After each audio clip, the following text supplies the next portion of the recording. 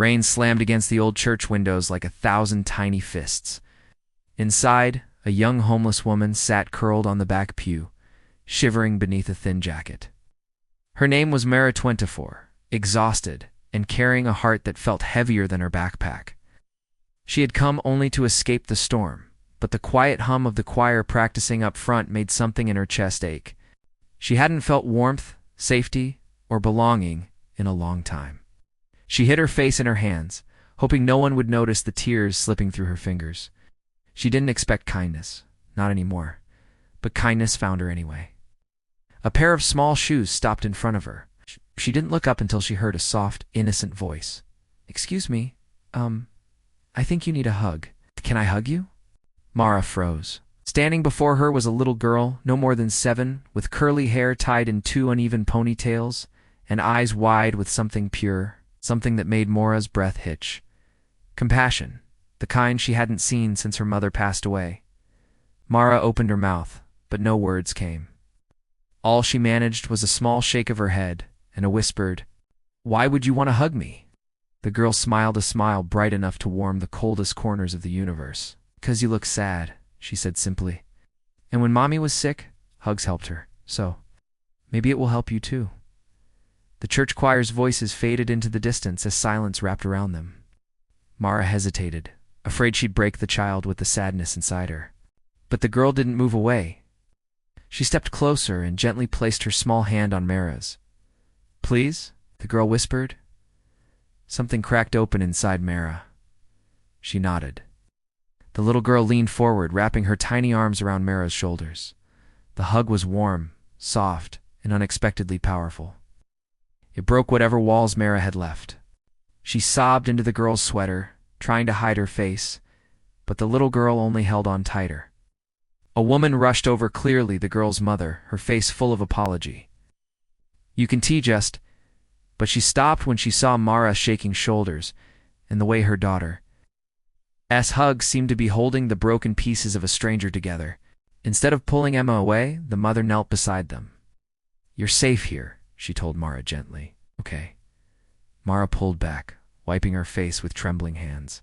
"I'm sorry. I didn't mean to cause a scene." The mother shook her head. "You didn't?" "I'm Laura. This church. It's a place for people who need care. And you look like you've been carrying too much alone." Mara swallowed hard. She wasn't sure how much to say, or if she should say anything at all. But Emma, sweet, fearless Emma, climbed onto the pew beside her and leaned against her as if she had known Mara all her life. That alone felt like permission. With halting breaths, Mara explained everything. Losing her mom to cancer, falling behind on rent, the job loss. The nights sleeping in shelters or on cold benches, the feeling of being invisible in a world that walked past her like she didn't exist. Laura listened with tears in her eyes. "You don't have to go back out in that storm," she said. "We have a small room in the community center. It's meant for people who need a fresh start. If you'd like, you can stay there tonight. Or as long as you need." Mara stared at her, stunned. "Why are you helping me? You don't know me?" Laura smiled softly. "You're right. But sometimes strangers need kindness the most." Emma clapped her hands happily. "Yay, you can sit with me at dinner. Mommy makes soup. It's yummy. Well, kinda." Mara let out a small laugh for the first time in months. That night, she sat at a table surrounded by warm lights, soft chatter, and the smell of homemade soup. Emma stuck to her like glue, drawing pictures, showing her crayons, telling her stories about school, her cat, her favorite color, and how she thought angels probably wore sneakers because wings would make them trip. Laura watched from across the room, grateful. She recognized the look in Mara's eyes, the look of someone slowly realizing they weren't alone anymore. Over the next days, the church community rallied around Mara. Pastor Green helped her find clothes and hygiene items. "Good." Laura helped her get new identification documents. A member of the choir helped her prepare for job interviews. And every morning, Emma greeted her with that same cheerful smile and an enthusiastic hug. Before long, Mara found part-time work at a local bakery. The owner admired her determination and eventually offered her a full-time position. With the church's help, she moved into a small apartment. It wasn't much, but to Mara it felt like a place she could breathe. But the bond she formed with Emma never faded. Every Sunday, Emma would run into her arms yelling, "Maria," as if she'd been waiting all week for that moment.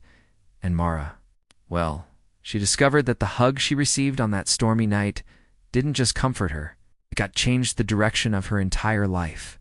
Years later, when Emma graduated high school, Mara sat in the front row beside Laura, wiping tears from her eyes as the once little girl walked across the stage, confident and radiant. After the ceremony, Emma rushed over and wrapped Mara in a tight hug. "Mara," she whispered, "thank you for hugging me back that day." Mara held her close. "No," she said softly. "Thank you. You saved me with the simplest thing in the world." Emma smiled. "A hug." Mara nodded. "A hug. It's in kindness." Emma squeezed her tighter. "Well, just so you know, I'm never going to stop giving them." Mara laughed through her tears. "Good, because the world will always need them." And the message of the story lived on. Sometimes the smallest gesture, one hug, one moment of kindness can change the whole course of someone's life. You never know what silent battle someone is fighting, or how powerful your kindness might be. Thank you so much for watching. If this story touched your heart, please like and subscribe for more content that celebrates the good in the world. And remember, be kind to one another. We'll see you in the next one.